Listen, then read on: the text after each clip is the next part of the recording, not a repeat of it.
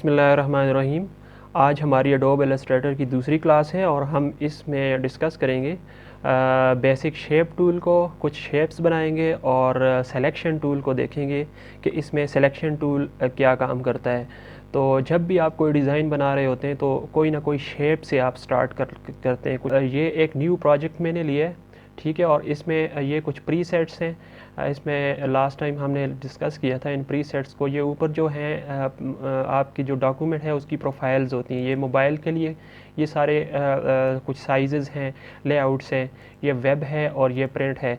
एक चीज़ मैं आपको बता दूं कि अगर आप डॉक्यूमेंट की प्रोफाइल प्रिंट की लेते हैं यहाँ से, और यहाँ से अगर आप कलर मोड RGB चूज़ करेंगे तो आपको यहाँ पे एरर शो करेगा। वो बताएगा कि the chosen colour mode is different from the colour space defined by the document profile.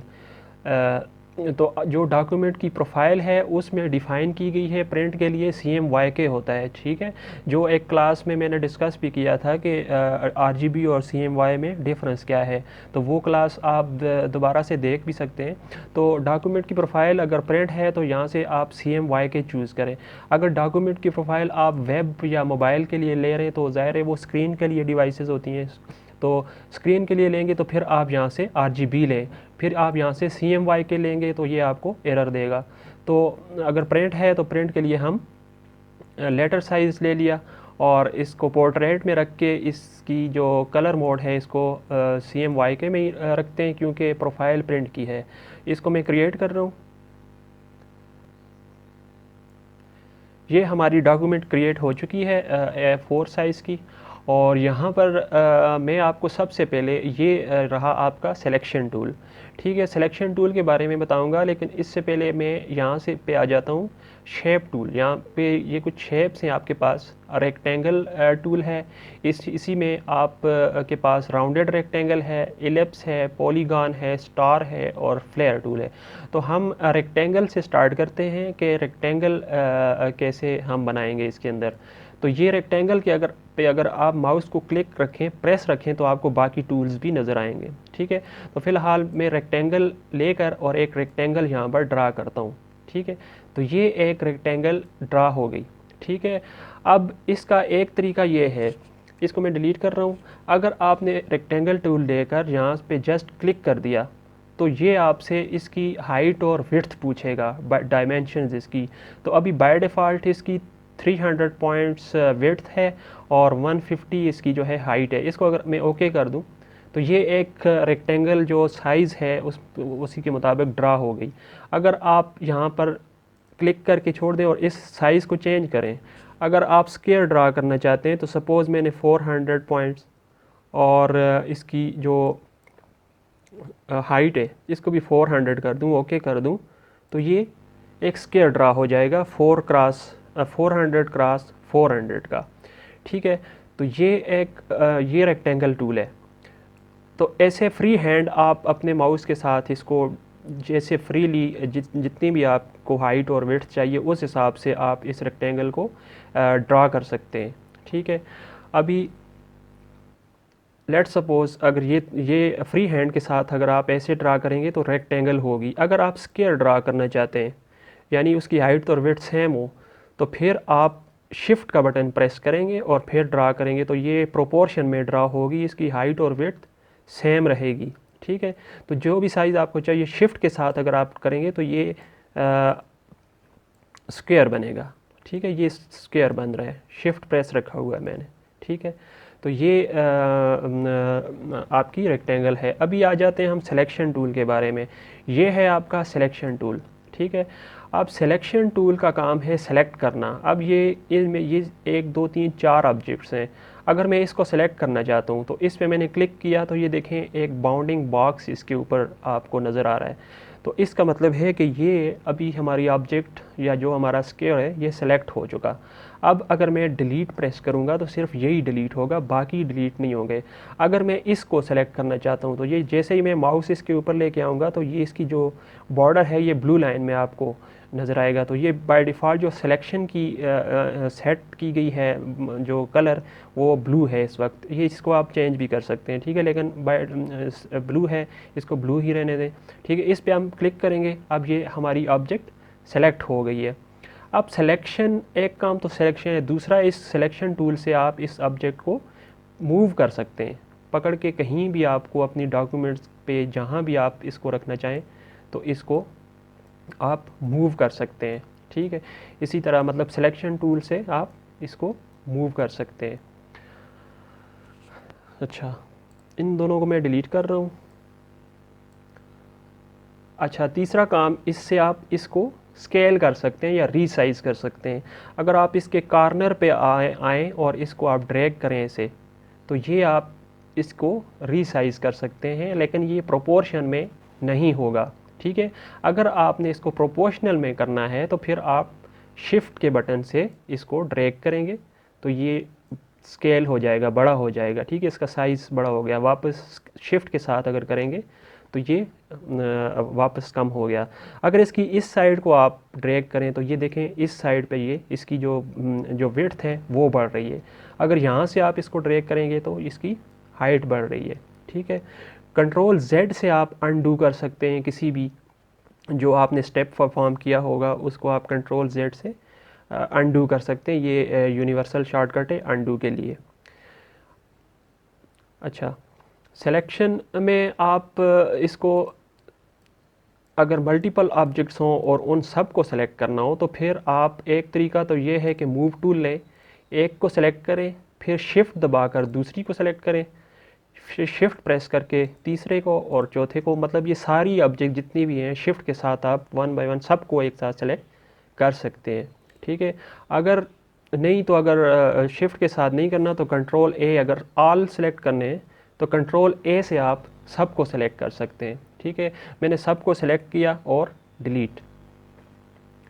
तो ये जो सिलेक्शन टूल है ये हमें ये 3-4 काम करने में हेल्प करता है। एक तो इससे हम सेलेक्ट कर सकते हैं, दूसरा इससे हम रीसाइज़ कर सकते हैं, और एक और काम इससे हम कर सकते हैं, इस ऑब्जेक्ट को हम इस रोटेट कर सकते हैं। जैसे ये तो देखें आप, इसको रीसाइज़ हैंडल आ रहा है अब हमारा जब कॉर्नर पे हम लेके जाते हैं।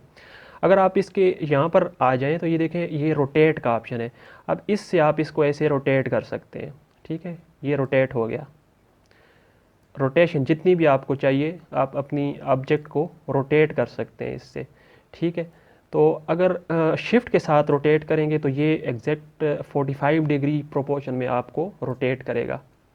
अगर दोबारा यहाँ से शिफ्ट के साथ रोटेट करेंगे तो फिर ये आपको 90 पे आ जाएगा वापस, यानी 45 डिग्री पे शिफ्ट करेगा। अच्छा, मूव जब करना हो, इसको सिलेक्शन टूल मूव करता है, तो अगर आप इसको आल्ट के साथ मूव करेंगे, शिफ्ट के साथ अगर मूव फ्री हैंड मूव करेंगे तो ये आपका किसी भी डायरेक्शन में किसी भी पॉइंट पे आपको इसको मूव कर सकते हैं। लेकिन अगर आप शिफ्ट प्रेस रखें मूव करते वक्त तो ये बिल्कुल स्ट्रेट लाइन में मूव होगा, या ये बिल्कुल ऐसे 45 पे नीचे ऐसे आएगा, या फिर आप अगर आप इसको नीचे ड्रैग करेंगे तो बिल्कुल स्ट्रेट लाइन में ये नीचे मूव होगा, ठीक है।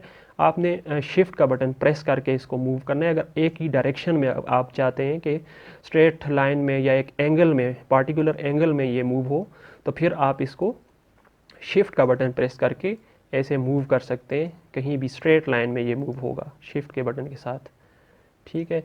ये सिलेक्शन टूल का ये काम है। फिर अगर आप इसको मूव करते वक्त आल्ट का बटन प्रेस करें तो आल्ट का बटन क्या करेगा, इसको कि एक कॉपी बना लेगा, कॉपी जनरेट कर लेगा, ठीक है। इसी ऑब्जेक्ट की कॉपी, एक तो कॉपी कंट्रोल C और कंट्रोल V से भी आप कर सकते हैं, लेकिन ये ज़्यादा आसान तरीका है, कन्वीनियंट है। इससे आप आल्ट का बटन प्रेस करके इसको कहीं भी आप मूव करेंगे तो इसकी कॉपी बन जाएगी। ये आपको जो रेड लाइन दिख रही है ये आपकी स्मार्ट गाइड्स हैं, ये आपको बताती हैं कि इस वक्त आपकी जो ऑब्जेक्ट है वो किस पॉइंट पे ले कर रही है, यानी कि स्ट्रेट इसी के बिल्कुल ओरिएंटेशन इसके पैरेलल में है या नहीं है। तो ये आपको स्मार्ट गाइड्स जो हैं वो गाइड करती रहती हैं। अच्छा, अगर आप इसको आल्ट के साथ मूव करें ऐसे, और इसको अगर मैं इसके बाद दोबारा ये चाहता हूँ कि ये वाली ऑब्जेक्ट मेरी यहाँ पर दोबारा आ जाए इसी डिस्टेंस के साथ, तो कंट्रोल डी कर लें आप। कंट्रोल डी से डुप्लीकेट बन जाता है, मतलब सारी ऑब्जेक्ट्स वो जो एक्शन परफॉर्म किया हुआ होता है उसका डुप्लीकेट, यानी कि वो दोबारा से परफॉर्म हो जाता है। ठीक है। अगर आप रेक्टेंगल में ड्रा करूँ यहाँ पर, और अगर इसको मैं सिंपली यहाँ से मूव करूँ बग़ैर आल्ट के, ये मैंने यहाँ पर मूव किया। ठीक है। अब अगर आप मैं कंट्रोल डी करूँ अगर, तो ये उसी प्रोपोर्शन में उसी डिस्टेंस के साथ नीचे मूव होता जाएगा। ठीक है।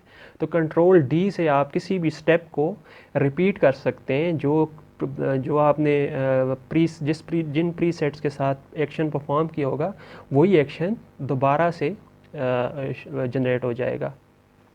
ठीक है। तो ये आपका सिलेक्शन टूल है। अच्छा, अभी सिलेक्शन टूल से आप काफ़ी मतलब ज़बरदस्त डिज़ाइन वगैरह या बैकग्राउंड्स बना सकते हैं। अगर मैं यहाँ पर एक स्क्वायर लूँ शिफ्ट के साथ, ये एक स्क्वायर बनाया, और अगर मैं इसको आल्ट के साथ और आल्ट प्लस शिफ्ट के साथ एक ही डायरेक्शन में ऐसे मैं मूव करता हूँ, फिर मैं कंट्रोल डी करता हूँ, तो यही मेरे ऑब्जेक्ट्स आगे रिपीट हो गए।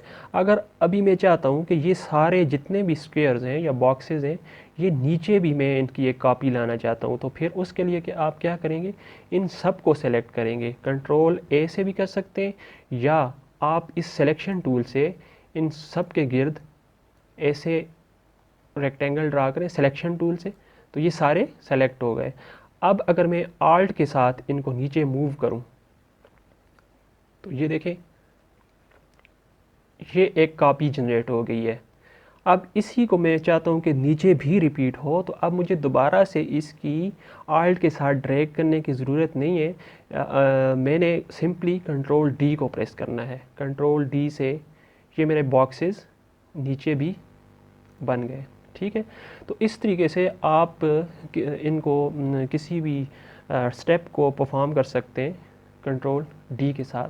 अब इनमें से किसी को सेलेक्ट करना है, अगर मल्टीपल सिलेक्शंस करनी है आपने, तो फिर शिफ्ट के साथ आप करेंगे। सपोज़ मैंने ये बॉक्स सेलेक्ट किया, ये बॉक्स सेलेक्ट किया, ये सेलेक्ट किया और ये सेलेक्ट किया, और इनका मैं कलर चेंज करना चाहता हूँ, तो यहाँ आपके पास ये नीचे आ जाएं, ये दो चीज़ें हैं आपके पास, ये है फिल और नीचे है स्ट्रोक। इन दोनों में डिफरेंस क्या है? फिल होता है अंदर का कलर, इस बॉक्स के जो शेप के अंदर जो कलर है वो फिल कहलाता है, और इसकी जो आउटर जो बॉर्डर है ये कहलाता है स्ट्रोक। अगर आपने इनके फिल को चेंज करना है, सपोज़ मैं इन सब को सेलेक्ट करता हूँ कंट्रोल ए के साथ, और इनके फिल को मैंने कोई कलर देना है, तो फिर जस्ट आप इसके फिल पे डबल क्लिक करें, या यहाँ कलर पैनल से कोई कलर चूज़ करें। ठीक है। डायरेक्ट अभी देखें यही वाला कलर ये आ गया आपका फिल के अंदर, और ये सब का कलर चेंज हो गया। ठीक है। अगर आप इन सब के स्ट्रोक को चेंज करना चाहते हैं, जो बाहर बॉर्डर है, आउटर जो लाइन है, इसका कलर को आप चेंज करना चाहते हैं, तो आप इन सब को सेलेक्ट करेंगे कंट्रोल ए के साथ, या आप इसी सिलेक्शन टूल से ऐसे रेक्टेंगल ड्रा करेंगे सब के अराउंड, सारे सेलेक्ट हो गए। अभी आप इसके स्ट्रोक पे क्लिक करेंगे, अभी देखें फिल ऊपर है, तो इसका मतलब है फिल सेलेक्टेड है, अभी हम जो भी कलर करेंगे वो फिल में होगा। ठीक है। तो हमने कलर करना है स्ट्रोक को, तो स्ट्रोक का कलर देने के लिए हमें स्ट्रोक पे एक दफ़ा क्लिक करेंगे, तो अभी स्ट्रोक सेलेक्ट हो गया, मतलब स्ट्रोक फिल के ऊपर आ चुका है, इसका मतलब अभी एक्टिव जो है हमारा स्ट्रोक है। अब अगर हम यहाँ से स्ट्रोक को कलर देंगे, तो स्ट्रोक का कलर चेंज हो गया। देखें, ये स्ट्रोक का कलर चेंज हो गया। ठीक है। तो इस तरीके से हम अपनी डिज़ाइनिंग के अंदर इस तरह की चीज़ें कर सकते हैं। मैं इन सबको सेलेक्ट करके डिलीट कर रहा हूँ। अगर मैं यहाँ से इसी के जो हमारे पास जो शेप टूल है, इसमें आपके पास नीचे है पॉलीगॉन, ये एक पॉलीगॉन मैंने ड्रॉ कर ली है, और इसको मैं यहाँ ले आता हूँ, इसको थोड़ा रोटेट कर लेते हैं।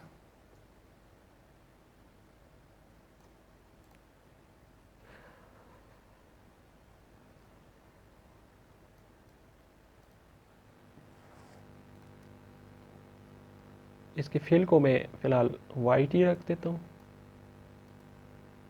अगर आपने इस पे डबल क्लिक करेंगे फिल के ऊपर, तो आपका ये कलर पैनल ओपन हो जाएगा।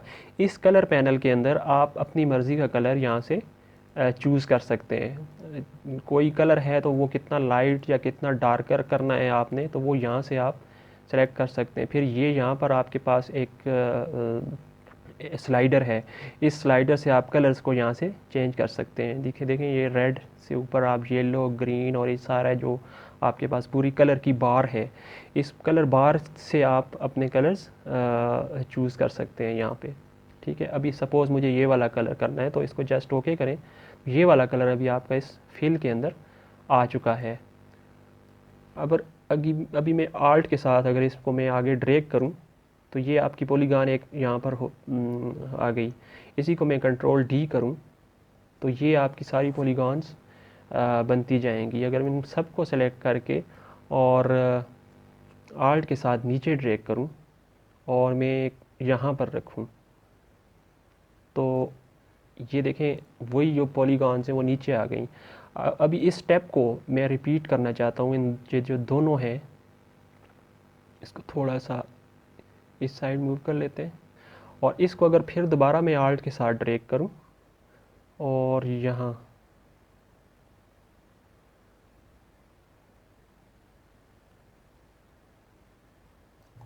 तो ये देखें वो जो है नीचे आ गई। अभी कंट्रोल डी से मैं इसको रिपीट कर सकता हूँ, कंट्रोल डी से नीचे। तो मतलब ये एक आपका पैटर्न सा बन गया। इसको आप चाहें तो इसका कलर वगैरह आप यहाँ से फिल और स्ट्रोक से सेट कर सकते हैं। ठीक है, अभी कंट्रोल ए से सिलेक्ट करके और इसके स्ट्रोक को अगर मैं चाहूँ तो इसको मैं सपोज़ ब्लैक रखना चाहता हूँ, तो इस पर डबल क्लिक करें स्ट्रोक पे और इसको बिल्कुल ब्लैक पे ले आए। तो ये आपका ब्लैक कलर का स्ट्रोक और ग्रे कलर का फिल है। ठीक है, तो ये सिलेक्शन टूल के बारे में। मैं इसको डिलीट कर रहा हूँ। इसी के अंदर आपका एलिप्स टूल है। एलिप्स टूल क्या है? एलिप्स ड्रा करता है। ठीक है, अब देखें, अभी फ़िलहाल आपका जो स्ट्रोक का कलर है ये ग्रे कलर सेलेक्टेड है। अगर आप इसमें कोई कलर चेंज करते हैं तो फिर आपकी ऑब्जेक्ट का कलर वही होगा। ठीक है, अगर आप इसमें कोई कलर नहीं रखना चाहते, इसको वाइट ही रहने देते, मतलब इसमें कोई फिल नहीं रखना चाहते, तो आप इस फिल को यहाँ से ऑफ़ कर सकते हैं और स्ट्रोक को भी ऑफ़ किया जा सकता है यहाँ से, तो ये स्ट्रोक भी ऑफ़ हो जाएगी। ठीक है, तो ये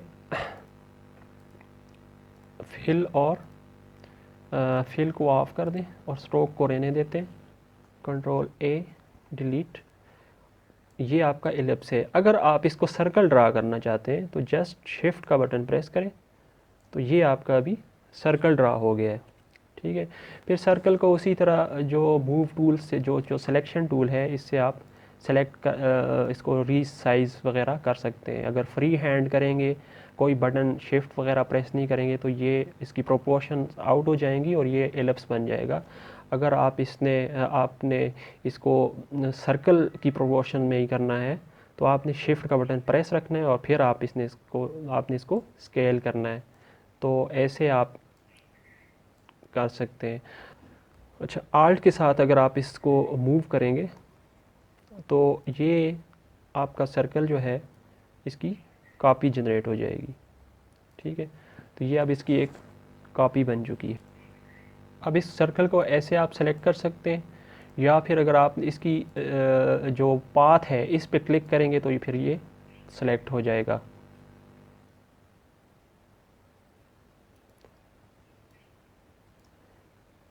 इस सर्कल को आपने मल्टीपल कॉपीज़ अगर लेनी है, तो आल्ट के साथ आप इसको ऐसे ड्रैग करके मल्टीपल कॉपीज़ ले सकते हैं। कंट्रोल डी से ये स्टेप रिपीट हो जाएगा।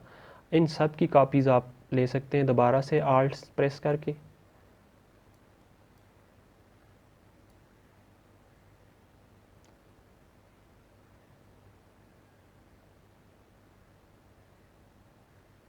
तो ये आप कंट्रोल डी से ये आप पैटर्न रिपीट कर सकते हैं। तो कोई भी खूबसूरत पैटर्न आप बना सकते हैं इसी तरीके से। मूव टूल जो है आपका बड़ा काम का टूल है, इसको यूज़ करके, ठीक है। इनके फिर फिल और स्ट्रोक से आप इसके कलर्स को डिफ़ाइन कर सकते हैं। कंट्रोल इनमें से अगर किसी को आपने सेलेक्ट करना है तो शिफ्ट के साथ, सपोज़ ये सेलेक्ट किया, ये सेलेक्ट किया और ये सेलेक्ट किया, इनके अगर मैंने फिल चेंज करना है तो फिल पे आप आ जाएं, कलर यहाँ पे से लें तो ये जस्ट इनका कलर चेंज हो जाएगा। अगर कोई और आपने किसी के को डिफरेंट कलर देना है तो उसको फिर आप क्लिक करें शिफ्ट के साथ।